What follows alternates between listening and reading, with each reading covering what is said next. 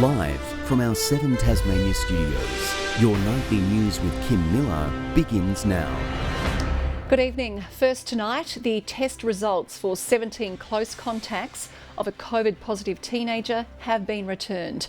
For more, our reporter Elizabeth O'Neill joins us. Lizzie, what were the results? Good evening, Kim. Tasmanians can breathe a sigh of relief with all 17 COVID tests coming back negative. These people who were on board the same flight from Melbourne to Launceston as the teenager last week will need to stay in quarantine this week and will be tested again. Another 56 casual contacts have also tested negative and have been released from quarantine. But we're still waiting on the result of one person. And Public Health is stressing we're not out of the woods yet. Any Tasmanian with the mildest of cold or flu symptoms is being urged to be tested. A mobile testing clinic, which was set up last week in Newnham, will be open for the remainder of the week. But it's certainly very pleasing that there have been no positive cases, Kim. Well, the Premier has moved to reassure Tasmanians that summer events won't be cancelled despite the threat of COVID lockdowns. Peter Gutwin says he now feels confident borders will be open in time for Christmas and the Taste of Summer festival. If I could make this point, I can see no circumstance where the Taste of Summer won't go ahead this year. We encourage people to buy early, get in quick. It's the hottest ticket in town. Early bird tickets for the festival are now up for grabs, with more than 80 stall holders locked in. Controversial new gaming laws are set to be debated in State Parliament this week, but there are concerns harm minimisation measures for those using poker machines won't go far enough, with a series of amendments expected to be brought forward. These machines have been the subject of heated debate in Tasmania since the 2018 state election, set to become even more fiery this week, with the future gaming markets legislation set to be brought before Parliament. This legislation has been the most discussed legislation that I've seen in my 20 years in public life. The focus will be on whether harm minimisation measures go far enough. The Premier confident they do. The legislation is robust, it is sound, and it will deliver on what we said and set out to do. Others not so sure. This really is Parliament's opportunity to try to get this right and to mitigate the harm. Federal MP Andrew Wilkie also weighing in. At this point in time, the state government is pushing ahead with so-called reforms that will do nothing for the public interest and will just line the pockets of the pokey barons that backed them at the election before last. Pushing for a series of amendments, including lowering the maximum bet per spin. This week, each member of Parliament can do the right thing. They can stand up for the community that they're supposed to represent and put in firm, good measures around harm minimisation. And if the government forces this through the lower house with little debate, it's going to be up to the upper house to take action. Labor's still holding back on outlining its policy. We've committed to introducing harm minimisation amendments if the government doesn't.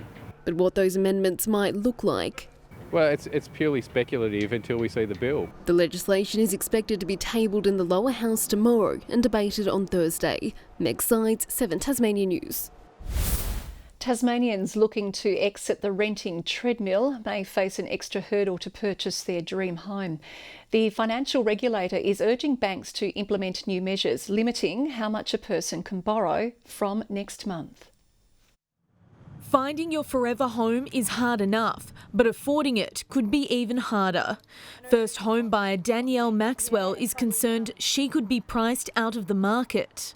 I guess it's quite disheartening, you go and look at something and think, oh, yeah, that's perfect, and then, it's in your price range and then it sells for $100,000 over asking and you just feel like you don't have a chance. The financial regulator APRA is making major changes it expects banks to implement when assessing home loan applications. From November 1, new borrowers will need to be able to make repayments at an interest rate that is 3% above the loan rate, instead of 2.5%. Their maximum borrowing capacity will be less once this has been implemented. My client right now can borrow $480,000. Once that new rule is implemented on the 1st of November, can only borrow $450,000. A decision that's likely to hit first home buyers the hardest. But the Real Estate Institute of Tasmania welcomes the decision. I think it's a balance between interest rate hikes or controlling, particularly for first home buyers, where their future may lie. Property prices have risen substantially across Tasmania and other Australian states recently, which has the financial regulator concerned. It's hoped this new minimum interest rate buffer will mean there'll be a drop in demand for houses and the market will cool off. The concern that if interest rates do increase, mortgage holders may not be able to afford their repayments. With interest rate rises, it's inevitable some people will get hurt. Elizabeth O'Neill, 7 Tasmanian News. The RACT will be out in force this week with the insurer's mobile service centre to pass through numerous school zones across the state. With students back in class for Term 4, the van will remind motorists to obey the rules. Experts say sticking to the 40km/h limit is important as children are vulnerable. Walking on a footpath is not necessarily safe if there are drivers who aren't obeying the rules.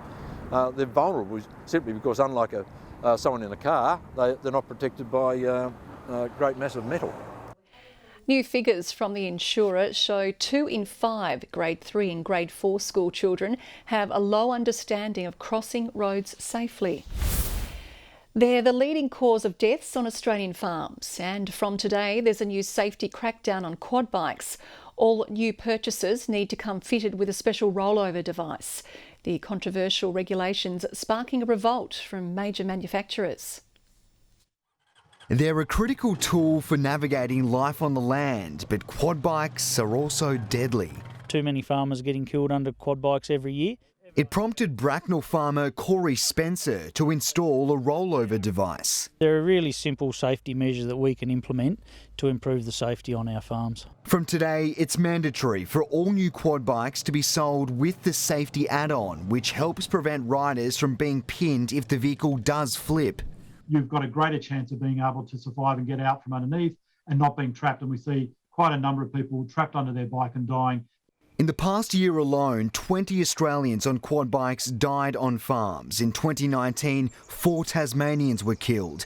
Advocates believe the new regulations will curb those numbers. People still need to know how to ride them.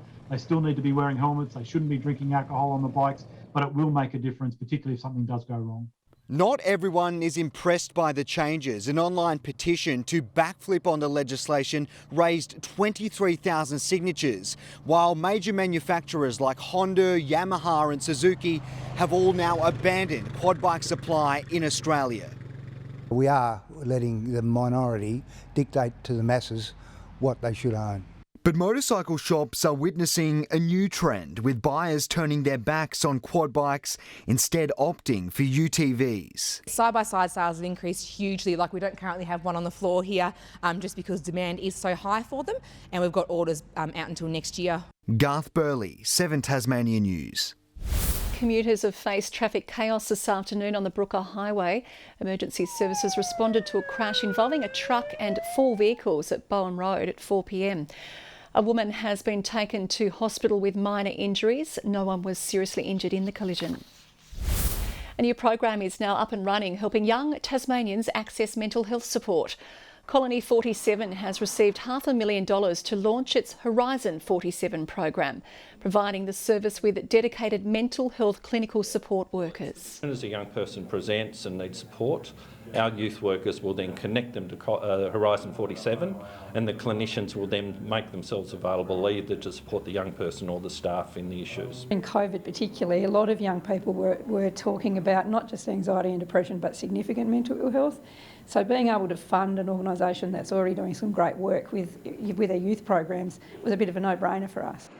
Colony 47 partnering with the Link Youth Health Service to help bring the innovative program to life.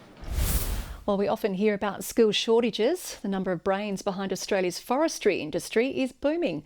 Hundreds of scientists and forest land managers are uniting in Launceston to chart the sector's future. Forestry Australia says young professionals make up a large chunk of those attending. There's an awakening in Australia that you need to actively manage the forests. Simply setting them aside and not manage them is not a solution for anything. The biggest challenge we have at the moment is growing the forestry estate, growing the number of trees we have in the ground for productive purposes. The industry is set to deliver more than $2 billion in production this financial year. Well, being a carer is often out of the public eye, but this week, Tasmanians who take on this crucial role are being recognised. Among them is Mary Donovan, whose husband Bruce has the brain disorder Huntington's disease. She is among 1 in 6 Tasmanians who take on this vital role and are being honoured for National Carers Week. I enjoy it, but some people it might be more of they feel they have to do it because that's what they have to do. And they would like a bit of recognition for what they're doing. Many carers don't know that they're carers, they're invisible even to themselves. Events for local carers are being held across the state this week, including a trip to the movies on Friday. A single mum from Hobart says she'll finally be able to own her first home after winning big in Tats Lotto.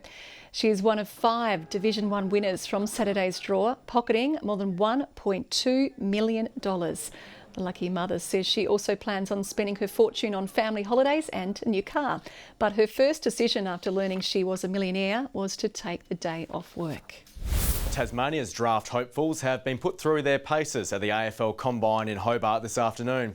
With the traditional event unable to run in Melbourne due to COVID, talent managers say the numbers collected are more important than ever to recruiters. The careers of Tasmania's next champion footballers start here.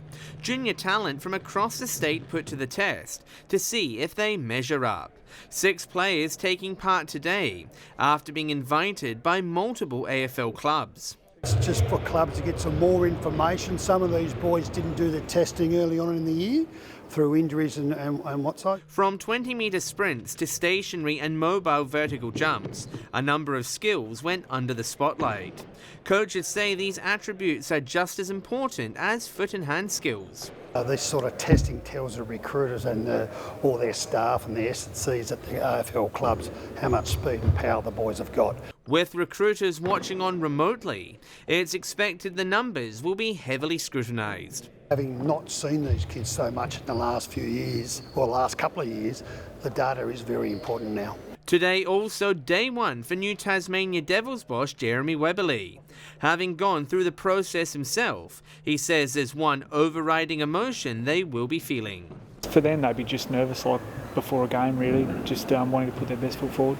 He's also excited about Tasmania's current talent pool. There's 6 guys that have got their name up in lights at the moment. And yes, the end goal is to get players drafted or rookie, but the reality is that the program should be so much more than that. John Hunt, 7 Tasmania News. South African-born Mignon du Preez will put old rivalries aside when she joins the Hurricanes in the Women's Big Bash. The 32-year-old, who boasts lightning-fast reflexes in the field, will play alongside the Canes Kiwi captain Rachel Priest, a familiar foe on the international circuit. Before they share a purple bond, du Preez is winding up 2 weeks quarantine in Adelaide and trying to keep her skills sharp. The ordinary throwing a few balls against the wall. I don't think the neighbours are going to be too pleased with me when they see my face when we get out. Tasmania's big block of WBBL games begins in Hobart on Thursday night. Good evening everyone. Launceston, the state's top today of 16 degrees, and Hobart, Burnie and Devonport all 14. Across the state, Flinders Island, Smithton, Low Head and Friendly Beaches all 15, 14 in St Helens, King Island and Strawn both 13 and 7 in Lyowini. Cumulus cloud can be seen scattered across most of the state today, though some areas of the north were cloud-free. Further out, a widespread and active cloud band extends over eastern Australia, while another cloud band over southern Western Australia extends over into the south of the Bight. Tomorrow, the high has moved southeast of Tasmania and extends to another high over central Australia. A trough persists over the north with an inland low over Queensland. Southeast to southwesterly winds tomorrow 5 to 15 knots, increasing to 20 to 30 knots about the northwest. And there is a strong wind warning current for northwestern coastal waters from Sandy Cape to Stanley. 17 in Hobart tomorrow, partly cloudy, and 15 in Adventure Bay, 15 in Tarraleah. Launceston and Bridport both 16 and partly cloudy, Devonport reaching 14. Possible showers and 13 in Burnie tomorrow, 17 in Strawn, 15 in Marrawar and partly cloudy there, and 14 in St Helens and partly cloudy, and 15 in Swansea and Whitemark. And the UV tomorrow is high across the state. On Wednesday, light showers developing about the north, increasing about the northeast. Rain on Thursday, heavier about the north and east, although becoming light in the north during the afternoon. And on Friday, rain about the east and south, extending statewide during the morning. 18 degrees in Perth tomorrow, partly cloudy in Melbourne and Canberra, showers in Sydney and mostly sunny in Cairns and Darwin. And currently Hobart mostly cloudy and 9 degrees, and Launceston and Devonport both partly cloudy and 12. And that's all weather tonight, Kim. Okay, thank you very much, Chelsea. We'll see you tomorrow. And that is your news for now. We'll be back later with updates. Thanks for your company tonight. Good night.